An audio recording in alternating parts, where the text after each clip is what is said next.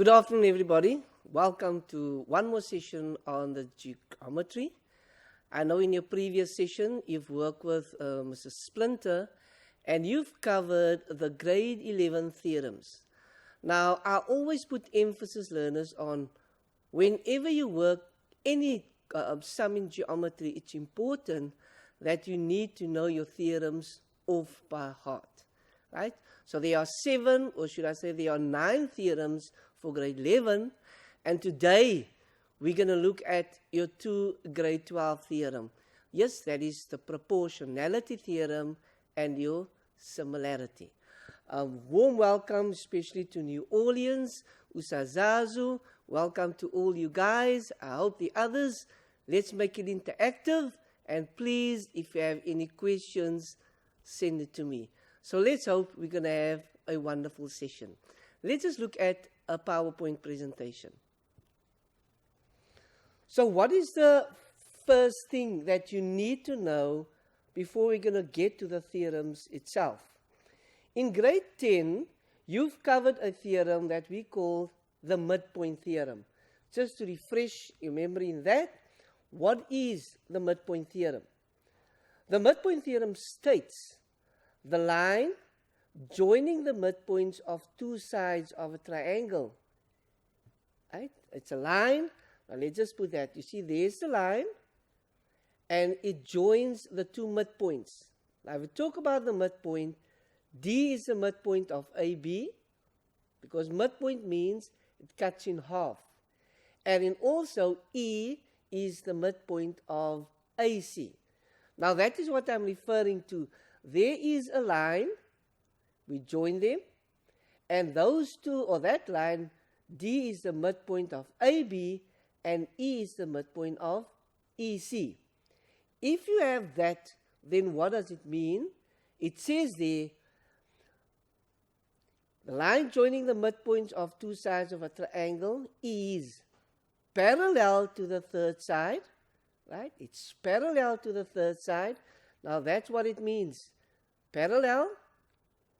And then secondly, it's half the length of the 3rd side. So just to recap grade 12s, if you have 2 midpoints, D is the midpoint of AB and E is the midpoint of AC.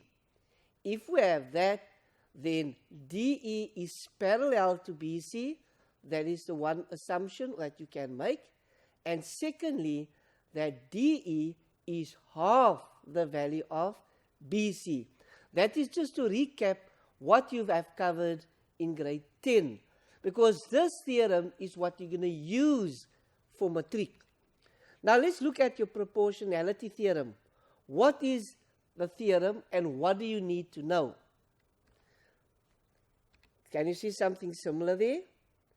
We have 2 lines parallel, and it says a line drawn parallel to one side of a triangle.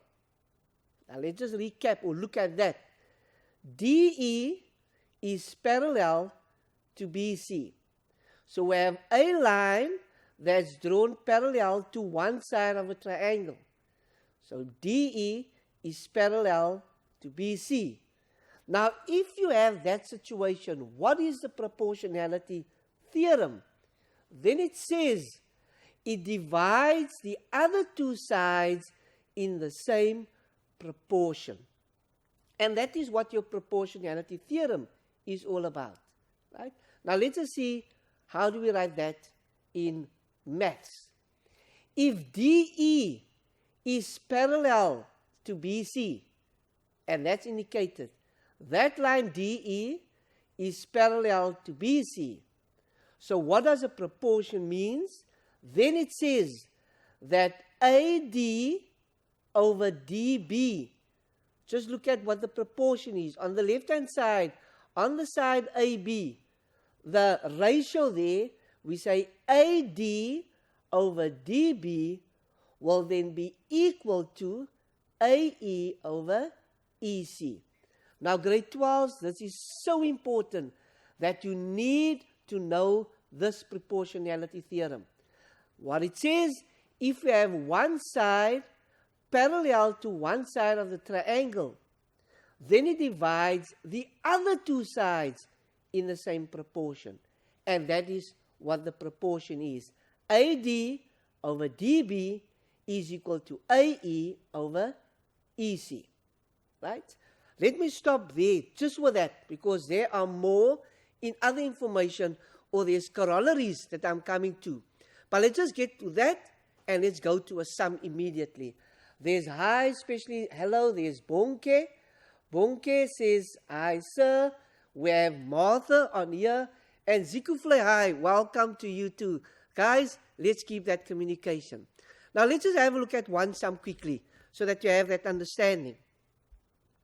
It says here, in the diagram below, we have triangle VRK. There we have the triangle there. Right?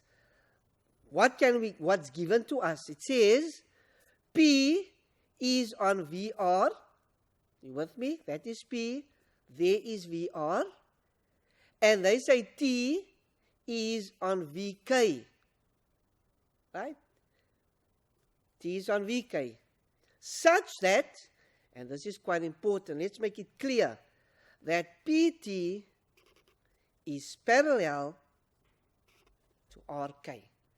Now, learners, grade 12, I said, the minute you have one side parallel to another side of a triangle, then what can we derive from that? Then we can write the two sides in a proportion. And remember what we've used, and let's start with that one. We will say VP over PR is equal to VT over TK. So you can write down that proportion. Now what they give us also here, it says VT is equal to 4 units. That is the 4 over there. It also says PR is 9 units. There I wrote in the number 9, or the 9 units. TK is 6 units. And VP is 2x minus 10 units. Advisable learners, whenever they give you information, read, make sure you understand, and write the information on your sketch. So, okay. So what is a proportionality theorem? It says, one side parallel to a side of a triangle divides the other two in the same proportion. Now let's write down the proportion. It will be VP, right? That is that top, over PR. And that's going to be equal to top over the bottom equals top over the bottom. That is what it means. Same proportion. So it's VP over PR equals, what is the top part there? It's VT over TK. And please, very important, you need to give a reason. That is what geometry is all about.